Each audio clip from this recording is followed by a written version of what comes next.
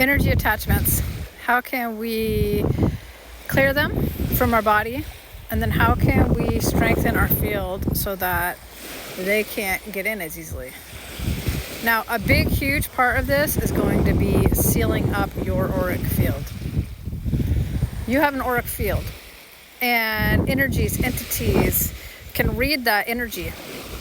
They can read, essentially, they can read where you're sensitive and where to poke based off of where there's weak spots in your auric field. Like, oh, they had wounding in this area, I'm going to poke there, and so on and so forth, right? Now, the more we seal up our field and do the inner child healing, do the shadow work, raise our vibration by cutting off,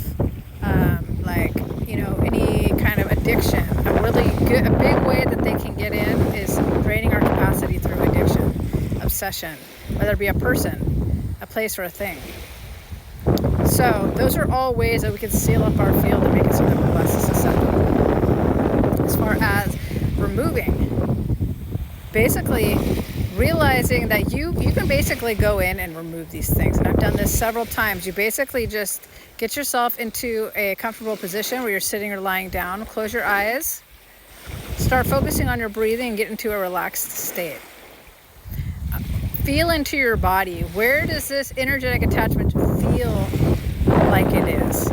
Even if you can't pinpoint it exactly, go with what you're feeling. Just by your intention of trying to locate it, you're going to locate it. It's that simple. You think locate it, it's there. That's how it works in the ether.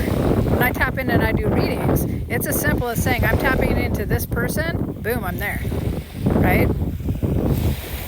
Then allow yourself to sense where it is. And now this is where your power of belief really holds rank here. And after you start practicing for a while, you'll start to learn you're much stronger than all of these things. What I do is I imagine like a little stinging thing that I have, where whenever I touch it, it stings it and it falls asleep. And it works brilliantly. It works every time. I'll grab onto the attachment, I'll sting it, I'll pick it up, and I'll move it out of my field. I imagine like a bubble around me. And anything that I place through that bubble can go out, but nothing can come back in. I place it out, and it goes. And then it's as simple as that. So removing the attachments in that way. But in addition to that, what I really want to stress is sealing up your field, because they can only really get in on what triggers you. So start by asking yourself, what's triggering me the most?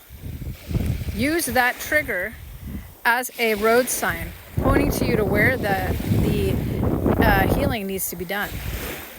Like, this really triggers me. Okay, what's the biggest thing about this that makes me triggered? Okay, this. Okay, well, what's my biggest fear surrounding that thing? Okay, this. Okay, I'm going to face that fear head on. I can do through transmutation.